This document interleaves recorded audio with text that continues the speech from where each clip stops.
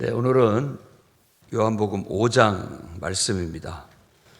요한복음 5장은 양문 곁 베데스다 못에 연못에서 38년 된 중풍병자가 고침을 받는 이야기로 시작이 됩니다.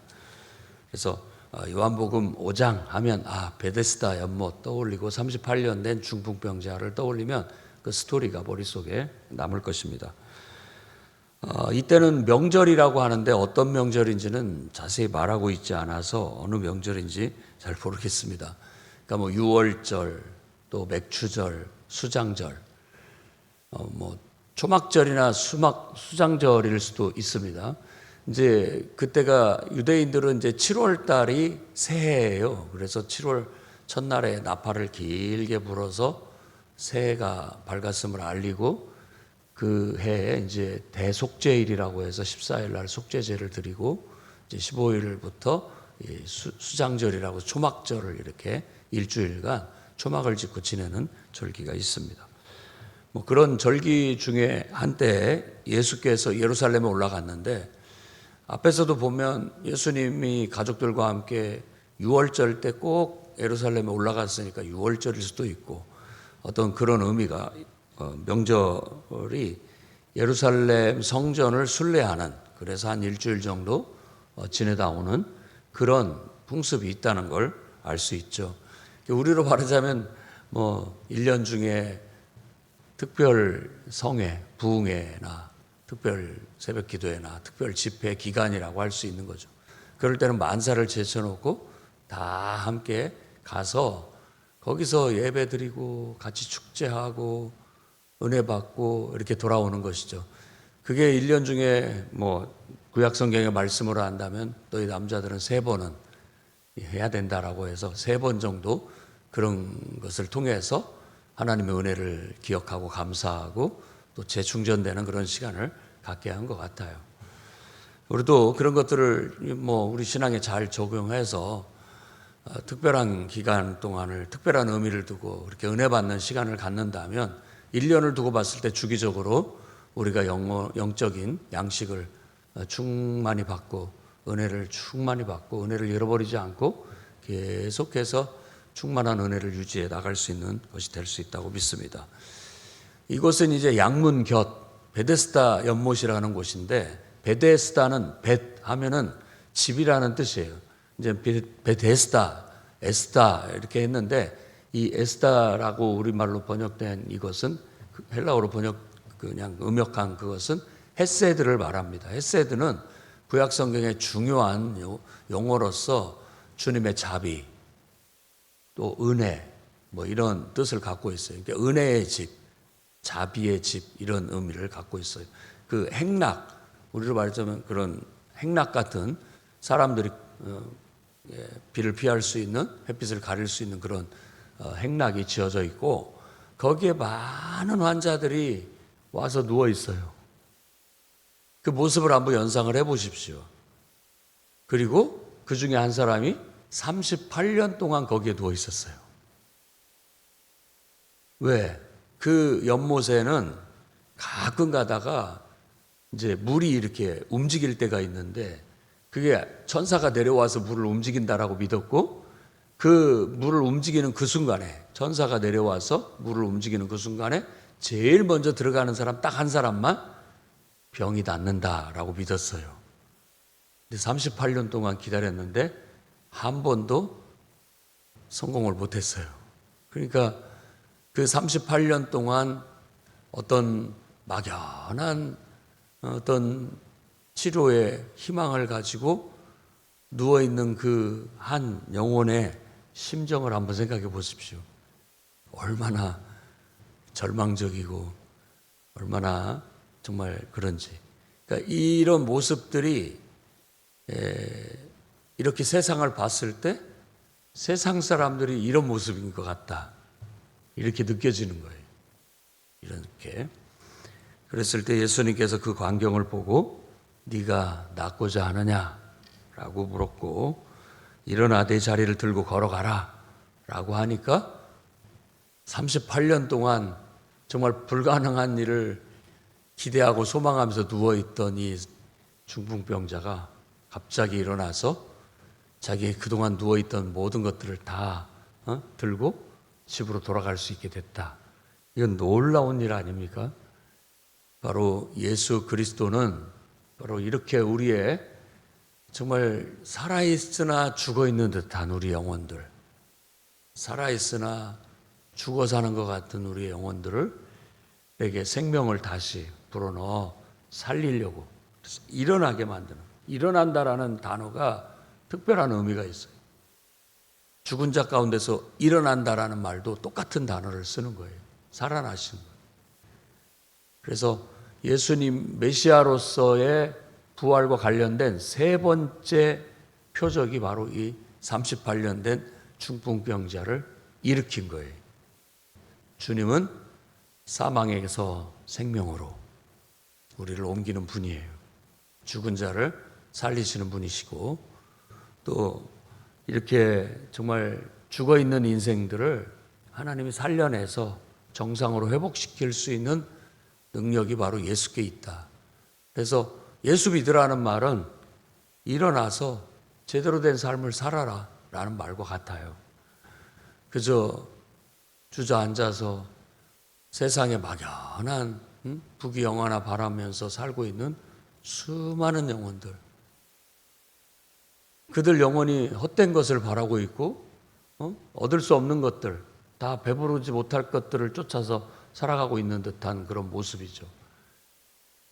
진리이시고 생명의 근원 되신 예수 그리스도를 제대로 깨닫고 그분을 믿고 그분을 섬기게 된다면, 그분을 따르게 된다면 그분 안에서 수가성의 여인이 정말 진리를 깨닫고 영생을 확신한 것처럼 모든 영혼들이 인생의 참된 의미를 깨닫고 영생을 얻게 될 줄로 믿으시기 바랍니다.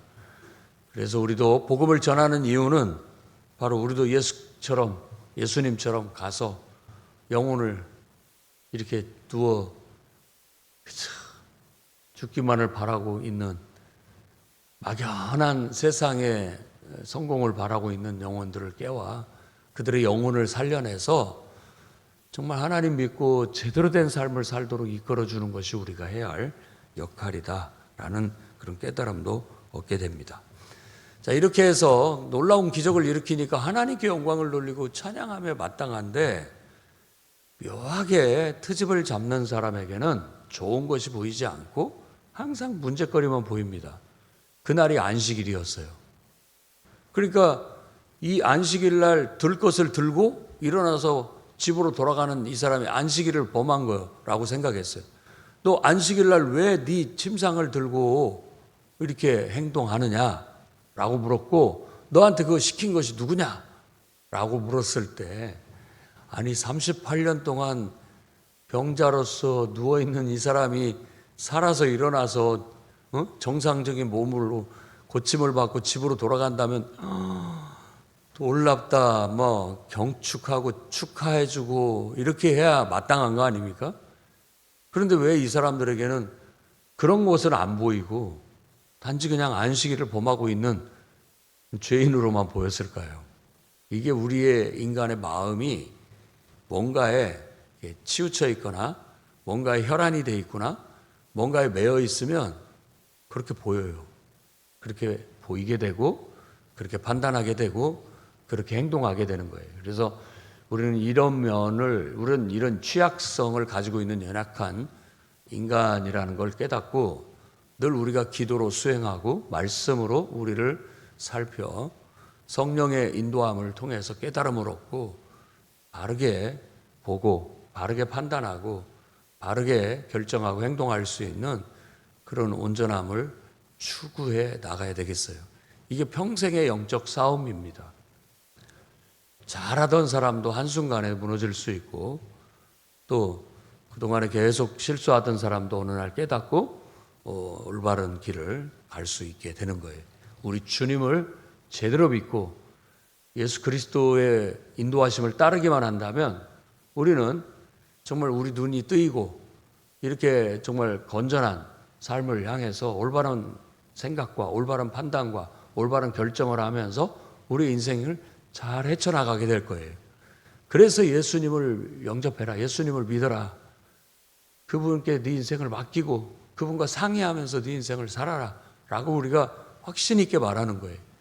모든 사람이 그렇게만 산다면 제대로 갈 거예요. 그런데 이 유대인들, 바리새인들이나 사두개인 또 서기관들, 대표적인 것이 바리새인들이 늘 정말 이런 하나님의 은혜에는 관심이 없고 자기들이 어려서부터 배우고 달달달 외워왔던 율법, 그거에만 긍지와 자부심을 가지고 그것을 잘 알고 있으면 최고인 줄 알고 그것에 완전히 치우쳐가지고 그 율법이라는 그 잣대를 가지고만 사람을 평가하는 거예요.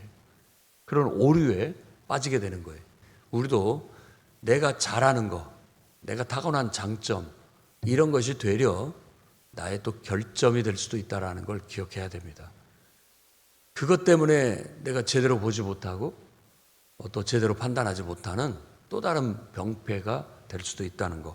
그래서 늘 우리는 하나님 앞에 서야 되고 성령의 충만함을 받고 성령의 인도를 받아야만 온전해질 수 있는 거예요. 나중에 그도 경황이 없어서 그분이 누군지 물어도 못 봤는데 사람들이 너무나 많아가지고 예수님이 그렇게 자기를 치료해주고 어디로 이렇게 군중 속에 사라져서 몰랐는데 나중에 만났어요, 예수님을. 예수님께서는 이보다 더 나쁜 그런 병에 걸리지 않도록 죄 짓지 마라 라고 당부를 했어요.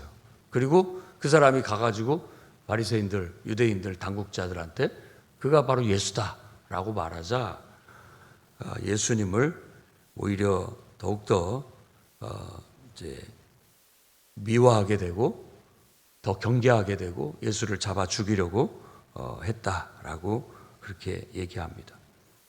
유대인들이 예수님께 와가지고 왜 다른 날도 많은데 하지 말라는 안식일에 왜 그런 병을 고치느냐라고 그 궁박한 트집을 잡습니다. 이걸 오늘 말씀에는 박해라고 얘기하고 있어요. 예수님의 답변은 아버지께서 일하시니까 나도 일한다라고 그렇게 말함으로써 자신의 사역이, 자신의 행위가 철저히 하나님의 인도하심 속에서 했다. 하나님이 내 속에서 역사하신 것이다. 나는 책임이 없다. 이렇게 말하는 듯 합니다. 그러니까 사람들이 우리의 행위를 우리한테 초점을 맞추고 너 왜 그런 짓을 하느냐, 왜 그런 일을 하느냐라고 말하지만 제대로 된 온전한 예수 그리스도의 교훈에 따라 그분의 가르침을 따르고 예수님을 따라 사는 사람들은 예수님처럼 이 확신이 이걸 우리가 제자 훈련돼야 되고 수행해야 하는 부분이에요. 하나님이 내 속에서 역사하신 것이다. 이런 확신. 그리고 철저히 그렇게 살려는 훈련 필요합니다. 그러니까 늘 환경 때문에, 누구 때문에, 나 때문에 뭐 이렇게 우리가 말하고 행동하면 안 됩니다. 우리의 정말 주님의 진정한 제자는 하나님께서 하라고 해서 한다. 하나님께서 내 속에서 나를 통해서 이렇게 하셨다라는 확신이 있어야 됩니다. 그게 우리가 수행해야 할 훈련입니다. 예수님 그렇게 말했어요. 그러니까는 더 기분 나쁜 거예요. 뭐 예를 들어 죄송하게 됐습니다. 뭐 그게 큰 문제입니까? 뭐 이렇게 좀 뭔가 수그리는 태도가 있어야 되는데 당당하죠. 하나님께서 일하시니까 나도 일한다라고 말하는 거예요. 그러니까 유대인들은 더더욱 싫어해요. 자기를 하나님과에게 동등으로 말하고 있는 듯하니까. 이 말이 이 요한복음에서 굉장히 중요한 말입니다. 그리고 기독론적으로, 그러니까 예수님이 어떤 분이냐에 대해서 이해하는데 아주 중요한 어떤 요소예요. 단어예요. 하나님과 동등이에요. 예수님은. 그러니까 예수님 같은 분은 아무리 믿음 좋은 사람도 없어요. 그리고 그분을 독생자라고 하는 것도 유일하게 유일하게 하나님이 인간으로 이 땅에 오셔서 사역하신 것은 딱 한 번 있는 일이다라는 의미에서 독생이에요. 근데 요즘 이단들이 그 시대에는 예수께서 오셨고 인간으로, 지금은 내가 인간으로 온 하나님이다 라고 말하는 건 전부 거짓 그리스도요, 거짓말이라는 말입니다. 거짓 선지자인 거예요. 그러니까 분별을 잘 하시면 됩니다. 딱 한 번 있는 일이에요. 뭐 이 시대에 또 왔다, 뭐 이런 말은 말도 안 되는 거짓말입니다. 그런데 속아 넘어가서는 안 됩니다. 그런 사람들이 뭐 눈앞에서 별 요술을 다 부리고 기적을 나타내도 믿어서는 안 됩니다. 그래서 이단에 빠지지 않는 신앙을 가질 필요가 있습니다. 예수님은 진짜 하나님이셨고 그 하나님이 인간이 되어 딱 한 번 유일하게 이 땅에 독생하신 하나님이십니다. 그래서 예수님은 자신이 공적인 생애를 사역을 할 때 마치 하나님이 인간과 완전히 하나가 됐을 때, 하나님이 만일 인간으로 이 땅에 태어났다면 바로 이렇게 하나님의 뜻을 행하는 한 인간으로서의 삶을 살 것이다 라는 걸 샘플로, 모델로 보여주시는 거예요. 그래서 우리가 예수 그리스도를 믿고 따른다는 것은 우리도 그 상태를 이루어서 예수님처럼 살아간다는 거예요. 하나님과 내가 완전히 연합돼서 하나 돼서 예수 그리스도처럼 되는 거죠. 예수 그리스도 같이 될 수는 없지만 예수 그리스도를 본받는 거예요. 그분은 하나님이시면서 인간으로서 하나님의 뜻대로 이 땅에서 행하신 것, 삶을 사신 것처럼 우리도 우리 안에 하나님을 품고 하나님의 뜻대로 내 생각을 하나님 뜻에 맞춰서 살아가야 된다라는 걸 말해주고 있어요. 그래서 요한복음 5장은 어떤 베데스다 연못에서 38년 된 중풍병자가 나음을 얻는 것보다도 이 영적인 가르침이 훨씬 더 중요한 내용입니다. 그래서 19절부터 29절까지 아들이 아버지께서 하시는 일을 보지 않고는 아무것도 스스로 할 수 없다. 이런 것들이 바로 이 원칙을 가르치는 거예요. 그러니까 하나님이 내 안에서 내가 하나님을 품었으니까 내 안에 하나님이 계시니까 하나님과 상의해서 하나님이 하라고 하시니까 아들인 나는 그분의 종된 나는 그냥 하는 거예요. 내가 아무것도 스스로 할 수 없다. 이 확실한 신앙을 고백해야 됩니다. 그리고 이제 예수 그리스도는 완벽하게 정말 하나님과 인간이 하나 되신 분이라는 거, 그리고 그분에게 하나님께서는 이와 같은 원리를, 이 구원의 진리를 온 세상에 가르칠 수 있는 하나의 말씀이 되게 하셨고, 더 나아가 그분에게는 하나님께서 모든 사람을 살릴 수 있는, 생명을 줄 수 있는, 영생을 줄 수 있는 권한을 주셨을 뿐만 아니라 심판할 수 있는 권한도 주셨다라는 걸 말해주고 있습니다. 그래서 무덤에 자는 자들이 언젠가는 그 음성을 들을 때가 온다.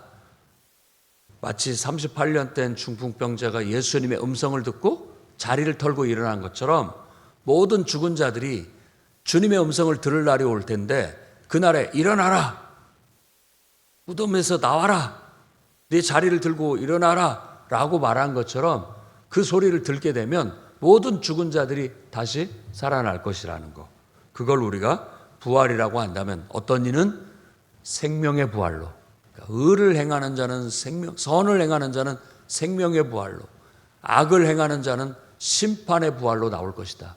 그러니까 누군가에게는 영생이, 누군가에게는 영원한 심판이 주어질 것이라는 것을 그 부활의 날에 말해주고 있는 거예요. 요한계시록에서는 둘째 사망이라고도 얘기하고 있고, 첫째 부활에 참여하는 자는 둘째 사망에 처해지지 않는다. 그 둘째 사망이라는 게 심판의 부활이라는 걸 알 수 있어요. 그래서 백보자 심판 앞에서 모든 죽은 자들이 다 일어났다라는 걸 말해주고 있는 거예요. 그리고 생명책에 그 이름이 기록되지 않은 자는 다 영원한 불못의 심판을 받게 될 것이다 라고 말하고 있습니다.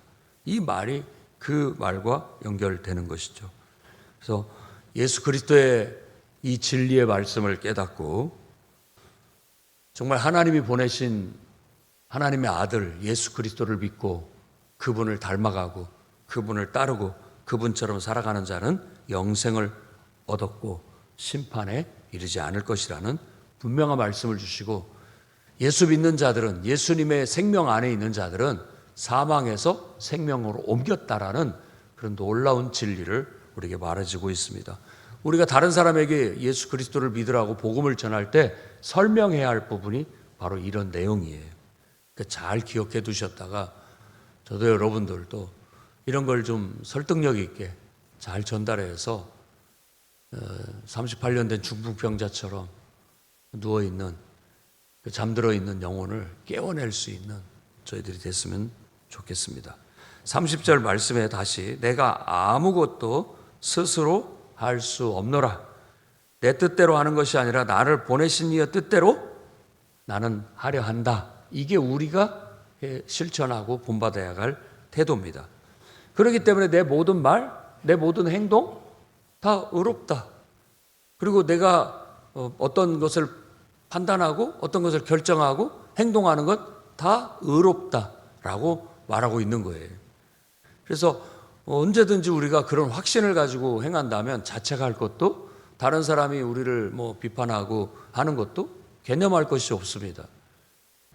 왜냐하면 나는 내 스스로 하는 것이 아니다. 하나님이 하라고 해서 한 것이다 라는 그런 확신이 있기 때문에 그렇습니다. 그리고 나에 대한 증언은, 내가 정말 나는 하나님의 아들이고 나는 하나님 뜻대로 행한다 라는 증언, 요한이 나를 증언했지만 사실 요한의 증언도 필요 없다. 내가 확신하고 있기 때문에. 그래서 내게, 나를 통해서 나타나는 그 결과, 그 표적들이 바로 그거 하나님께서 나를 위해서 증언하신 것이다. 그리고 너희가 성경 읽지 않느냐? 성경이 나에 대해서 증언하고 있다 라고 말함으로써 요한, 그리고 나타나는 표적, 그리고 성경이 예수 그리스도에 대해서 우리에게 증언해주고 있다. 뭘? 그분이 바로 우리를 구원할 메시아라는 것. 온 세상의 모든 죽어있는 영혼들을 살리고 영생을 주시기로 이 땅에 오신 진정한 메시아라는 걸 요한이 증언하고 나타나는 표적이 증언하고 있고 하나님께 직접 증언하는 것이고 성경을 통해서 증언하고 있다라고 세 가지를 말해주고 있습니다. 근데 너희가 이렇게 분명히 하나님이 나팔을 불듯이 귀가 쩡쩡 울리듯이 분명하게 증언하고 있는데도 너희들이 귀를 막고 있어서 듣지 못하는 것이다. 하나님을 사랑하지 않기 때문에 그 말이 들리지 않는 것이다. 진리를 사랑하지 않기 때문에 그 말이 들리지 않는 것이다. 늘 자기 듣고 싶은 얘기만 들으려고 하니까 믿지 못하는 것이다 라고 말하면서 그 시대의 바리새인들이 되려 자기들이 가지고 있는 신앙이, 자기가 가지고 있는 율법이 오히려 생명의 말씀을 듣지 못하고 자기의 귀를 가리는, 눈을 가리는 역할을 하고 있다라고 성토하고 있습니다. 목사라는 타이틀이 하나님의 음성을 듣지 못하고 하나님의 뜻을 깨닫지 못하고 행하는 그것이 된다면 병폐일 수 있죠. 우리가 가지고 있는 직분들이 오히려 하나님을 섬기는 데 방해가 된다면 그게 무슨 병고입니까? 순수한 어린아이처럼 순수한 마음으로 하나님을 사랑하고 진리를 사랑하고 정말 온전히 주님 말씀이라면 무조건 순종하고 그저 확신을 가지고 믿음으로 하나님 뜻대로 행할 수 있는 저와 여러분이 될 수 있도록 오늘 또 수행해 나가시기를 주의 이름으로 축원합니다. 기도하겠습니다. 거룩하신 주님, 교만하지 않게 하시고 자만하지 않게 하시고 안다고 생각하지 않게 하시고 겸손히 어린아이처럼 하나님 앞에 서게 하시고 주님의 음성에 귀 기울이게 하시며 하나님의 인도하심을 따라 언제든지 확신을 가지고 주의 이름으로 주님의 권세로 행하게 해 주시옵소서. 맡은 자에게 구할 것은 충성이라고 하셨사오니 우리 사명 다하는 날까지 흔들림 없이 주의 길을 걷게 하시고 마지막 순간까지 충성을 다하다 주님 품에 안겨 쉼을 얻게 해 주옵소서. 예수님 이름으로 기도드립니다.